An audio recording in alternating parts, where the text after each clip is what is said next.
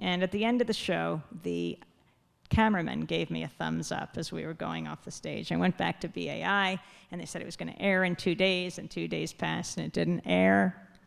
And so I called up the Sally Jesse Raphael show and said, what's up? And they said, well, there was a technical problem with the syncing of the video and sound tracks. And I said, I think there was a problem with the sound of our voices. And they said, don't be like that.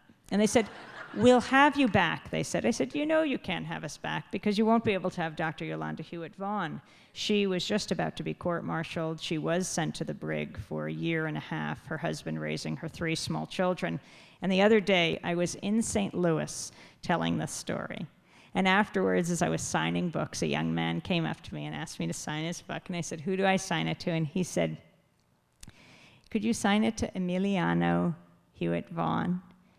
And so I looked up, and he said, yes, that's me. I'm Yolanda's son. And he is a grown young man now, wanting to do the same kind of work that she does, to be another kind of exception to the rulers. But she was about to be seriously punished for her beliefs. And I said to the producer, you know, we won't be able to do this again. How do you know, I said, that you had a technical problem? I thought of that cameraman giving me the thumbs up. He didn't seem very concerned. He said, well, Chicago and Minneapolis stations called us, and they said there was a problem with the videotape we sent. So I called them. I asked to speak to the operations director as a concerned viewer, I said, and both of them said no. The Sally Jesse Raphael show called and said to pull it, so we're scrambling to get a new show.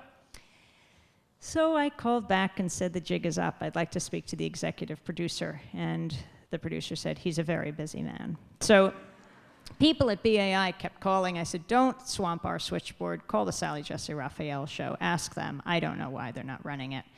2 years later, I was in an elevator, and a woman came in who was a producer for the show. And she said, my God, those calls shut down the show for 2 days. I guess they got a lot of calls. Maybe they got hundreds. I don't know. Maybe they got thousands. All I know is a few days later, I got a desperate call from a high-level producer saying, the executive producer would like to speak to you. I said, I'm a very busy woman.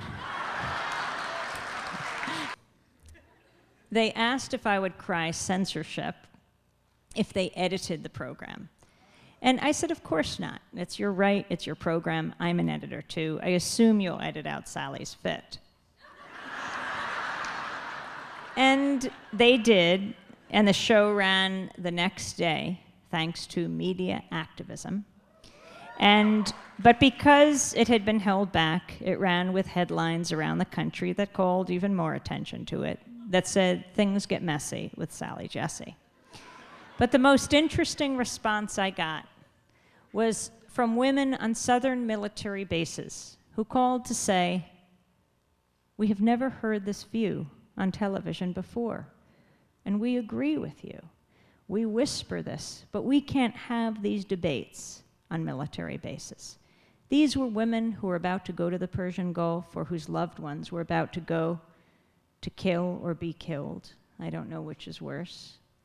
And they said that it's up to us in civilian society to have these debates about the most important issues of the day, life and death, war and peace. I mean, that's what the media really is there for, is to basically be an nationwide kitchen table that we can all sit around and debate and discuss these issues.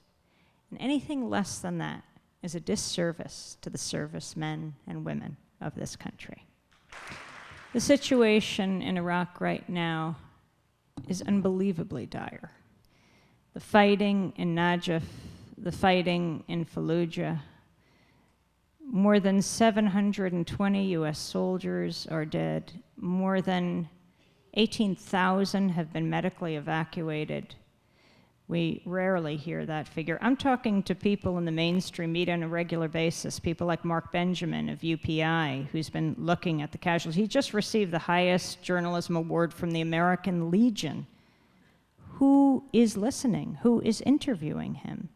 And this says, the administration says that peace activists are not supporting our troops. When peace activists say, support our troops, bring them home, My colleague Juan Gonzalez, co-host on Democracy Now!, president of the National Association of Hispanic Journalists, just broke a huge story last week about depleted uranium-contaminated soldiers who've returned. He's been studying the soldiers at Fort Dix. Soldiers who have come home sick, not young men and women, but older men. They're in their 40s. One is like the #2 man at Rikers Island. One is a guard at the local prison, the Tombs. One is a firefighter, another a policeman. And these people are coming home incredibly ill. And the Pentagon is not doing anything about it. They weren't testing them. And so Juan got his own paper, the New York Daily News, to shell out the thousands of dollars to test them from depleted uranium. 9 of them, 4 of them tested positive. The others had elevated levels of uranium-236 in their bodies. And then on Democracy Now!, we brought them in and we broadcast their stories. People like Hector Vega, who's a shutterbug, he was the cameraman for the whole unit, the New York National Guard, and he would go around. They were in a place called Samawa, and they were at an old train depot, and there were 2 blown-up Iraqi tanks outside. He was always scurrying over them to get the best vantage point. They didn't tell him that they were hit with depleted uranium and that he shouldn't go near them. He's very sick now. When the Dutch came in to relieve the US soldiers, they brought Geiger counters with them, and they were off the charts. They refused to sleep where the Americans were. They pitched tents in the deserts, and then the Japanese followed the Dutch and said the same thing. You know that the 3 Japanese civilians who were kept hostage, one of them was an 18-year-old kid who had just graduated from high school, who went to Iraq to investigate depleted uranium. You know, in Japan, that was a major part of the debate about whether to send soldiers to Iraq. Because of the issue of uranium, because of the issue of radioactivity. They're afraid from World War II. These are the kinds of stories we don't hear very much about, but the health of the soldiers is dire, not to mention how many Iraqi civilians have died, more than 10,000, and these are the people who the US administration said they went to save and liberate. These are very, very serious times, and now the explosion in Saudi Arabia and in Syria, if you've heard in the last hours, a number of major explosions. You have a man in the White House who was not popularly elected president. He's destabilizing the world. It is a time that makes an enormous difference, where what we do in this year will affect the world. About a year ago, we had a guest on from Guyana. I was talking to her about globalization. At the end of the segment, I said, thank you very much, and I was moving on to our next segment, which was on US elections. And she said, I'll be staying for that segment. And I said, well, no, thank you very much. We're done with your segment, and now we have other guests. And she said, yes, and I'll be joining with those other guests to discuss the US elections.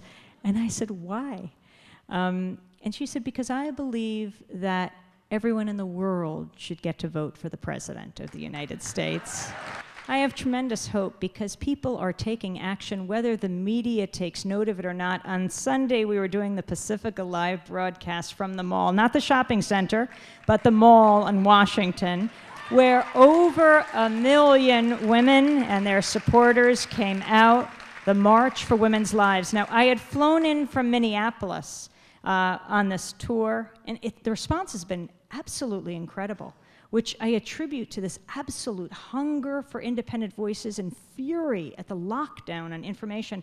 In Los Angeles, 2,000 people came out. In Minneapolis, we did the fundraiser for KFAI, the community radio station, with Louise Erdrich's bookstore, independent bookstore. They said we beat out Harry Potter. Not that we're competitive.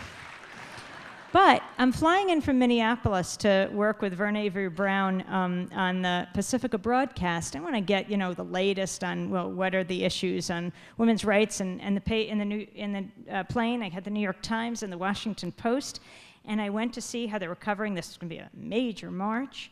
No, nothing in the first section, the second section, third. Oh, I see, on the front page of the Weekend Review, there's 3 major color pictures of websites. The first 2 are anti-choice, and then there's a pro-choice one. And the article is about the growth of the anti-choice movement.